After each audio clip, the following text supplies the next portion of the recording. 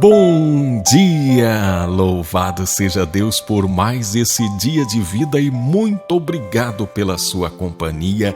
Deus vai falar com você. Eu tenho uma palavra forte de Deus para você, mas antes dessa palavra eu já posso te adiantar que Deus, Ele tem o melhor para a sua vida.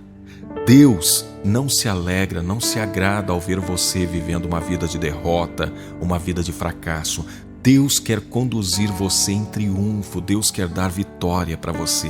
Deus quer levar você a uma reedificação, restauração, e Deus quer fazer com que você possa crescer. Então, saiba que Deus está cuidando de você, e até mesmo as adversidades, as dificuldades, Ele pode usar para contribuir a seu favor. Eu tenho uma palavra especial para você hoje, mas antes deixa eu mandar um abraço aqui para Dona Maria Helena de Poconé, no Mato Grosso, mãe do Denilson. Um abraço também para Rosângela Ramos Andrade de Faxinal, no Paraná. E muito obrigado a todas as pessoas que estão ajudando a compartilhar a palavra de hoje. Eu tenho lido aqui muitas pessoas compartilhando, muitas pessoas publicando nos grupos, no WhatsApp, no Facebook, nas redes sociais. Eu quero dizer que eu tenho orado para que Deus recompense você, que você possa receber um caminhão de bênçãos de saúde e prosperidade para você e para toda a sua família. E vai compartilhando, vai espalhando a nossa palavra aí. E pode avisar que todo dia tem pelo menos 3 vídeos novos aqui no canal. Nós temos a palavra de hoje que entra às 0 hora, tem a oração de hoje que entra às 15 para as 6 da manhã e tem as 60 segundos de Bíblia que entra às 15 para as 8. E às vezes tem outros vídeos que nós vamos publicando aqui. E sempre com direção na palavra de Deus. Hoje é quinta-feira, dia 6 de junho de 2019. Eu sou o Ney Santos e é com alegria que eu trago até você a palavra de hoje. Abra comigo a sua Bíblia no Evangelho segundo escreveu Marcos, capítulo 7. Vamos ler do 1 ao 7. Os fariseus e alguns dos mestres da lei, vindos de Jerusalém, reuniram-se a Jesus e viram alguns dos seus discípulos comerem com as mãos impuras, isto é, por lavar. Os fariseus e todos os judeus não comem sem lavar as mãos cerimonialmente, apegando-se assim à tradição dos líderes religiosos. Quando chegam da rua, não comem sem antes se lavarem. E observam muitas outras tradições, tais como o lavar de copos, jarros e vasilhas de metal. Então os fariseus e os mestres da lei perguntaram a Jesus: por que os seus discípulos não vivem de acordo com a tradição dos líderes religiosos, em vez de comerem o alimento com as mãos impuras? Ele respondeu: bem profetizou Isaías acerca de vocês, hipócritas, como está escrito: este povo me honra com os lábios, mas o seu coração está longe de mim. Em vão me adoram, seus ensinamentos não passam de regras ensinadas por homens. Está aqui mais uma das situações de Jesus diante dos fariseus. É interessante quando a Bíblia nos ensina já com detalhes que algumas coisas que os fariseus faziam sem sentido algum, obedecendo simplesmente ou meramente a ritos humanos, a liturgias sem sentido, rituais sem nenhum efeito. Talvez você se lembre daquele milagre que Jesus operou nas bodas de Caná. Está lá em João capítulo 2. Talvez você se lembre que havia naquela casa 6 talhas de pedra, ou 6 potes, ou 6 jarros que os judeus usavam para as purificações. Era para isso aqui que os judeus usavam.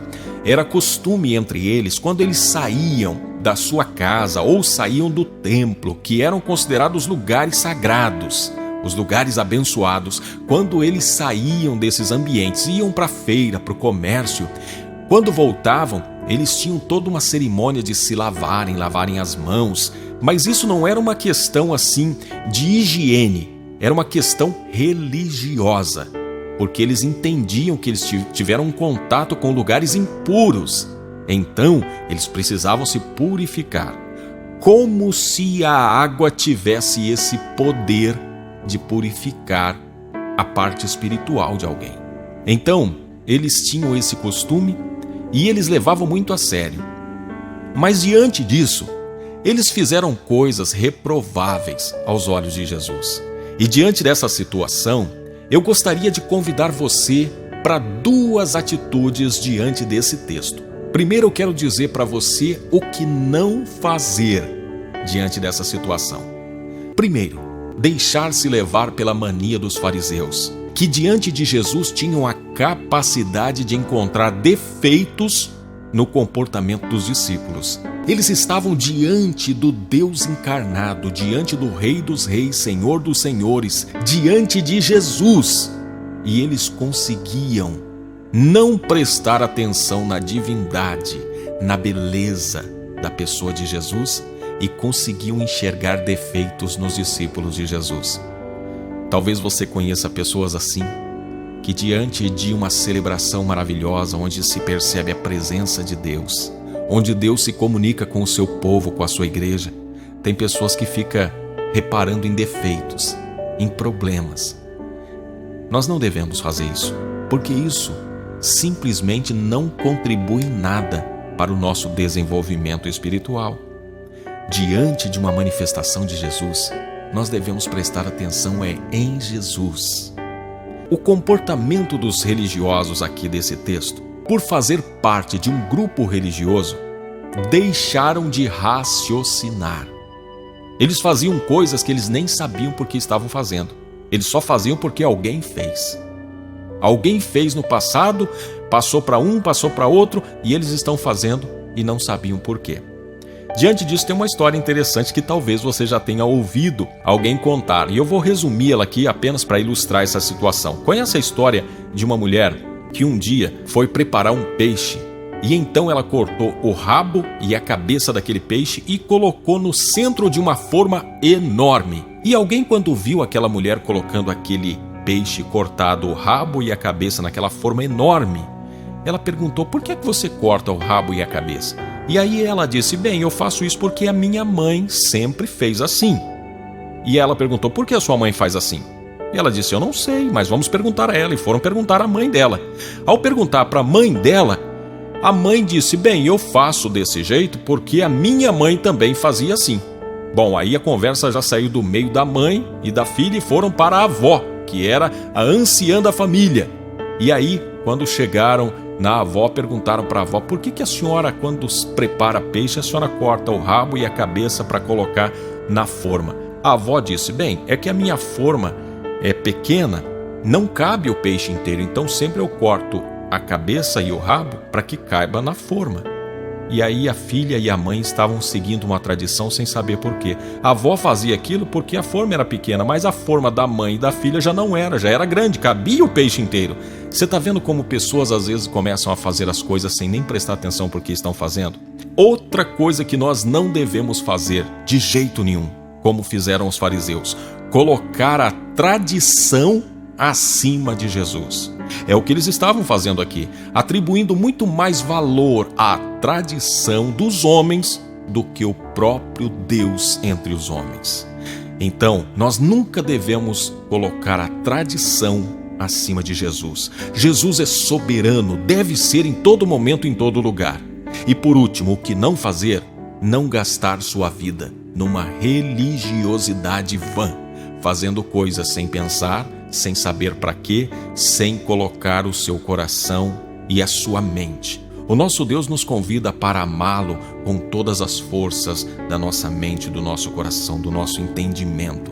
Não é cegamente, mas é conscientemente. Agora, o que é que nós podemos fazer para não ser iguais àqueles fariseus? Diante da igreja de Jesus, procure a presença dele, os seus ensinos, aquilo que ele pode te dar. Não se concentre em defeitos, em problemas, porque isso você vai encontrar em todo lugar. Não tem lugar perfeito. Perfeito é só o céu. É claro que algumas coisas nós podemos ajudar a melhorar, mas nós não devemos nos concentrar naquilo que é negativo, porque isso vai nos fazer mal e vai nos desanimar. Que nós possamos concentrar a nossa atenção em Jesus. Não gaste tempo cuidando da vida dos outros, porque diante de Deus cada um dará conta de si mesmo. Até na hora da ceia, o apóstolo Paulo nos ensinou: cada um examine-se a si mesmo. Não é o outro que nós devemos examinar, é a nós. Cuidemos de nós. E seja qual for a forma de você adorar a Jesus, que seja do fundo do seu coração, com toda a simplicidade se necessário. Se você adora Jesus lavando roupa, lavando louça, trabalhando, carpindo um quintal, fazendo qualquer coisa, que você faça com o seu coração. Mais vale uma pessoa lavando louça, glorificando a Deus do fundo do coração, do que alguém em cima de um altar, com as mãos levantadas, com um ritual, tentando impressionar a Deus, mas apenas de boca, apenas de palavra. E Jesus disse: bem profetizou Isaías acerca de vocês, hipócritas, como está escrito: este povo me honra com os lábios, mas o seu coração está longe de mim. Em vão me adoram. Quando Jesus diz isso, era como se ele dissesse: tudo o que vocês têm feito não tem efeito nenhum, não vale para nada. Então, que eu e você não caiamos nessa cilada de viver uma vida em vão, que nós possamos adorá-lo com o coração, mesmo que seja da forma mais simples, mas se é de coração, ele recebe. Vamos orar? Querido Deus, Pai de bondade, de graça, de misericórdia, diante dessa palavra nós não temos outro pedido a fazer senão: ajude-nos a não nos comportarmos como aqueles fariseus hipócritas religiosos, que nós possamos estar diante de Ti e adorá-lo com toda a força do nosso coração. Que nós não venhamos colocar os ritos, as cerimônias, as tradições acima do nome de Jesus. Que Ele seja sempre o soberano Senhor e Salvador de nossas vidas. Que Ele tenha sempre a palavra final em nossas vidas.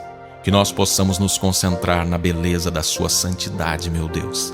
Que nós possamos adorá-lo com todo o nosso coração. Que o Senhor nos ajude a ser sinceros contigo, hoje e sempre. Amém. Que Deus te abençoe. Que Deus te ajude a ser um adorador, uma adoradora de fato, de verdade e em espírito, para o nosso Deus, que merece toda a adoração, louvor e glória.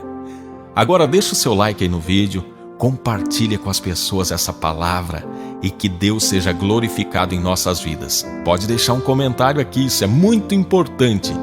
Que Deus te abençoe.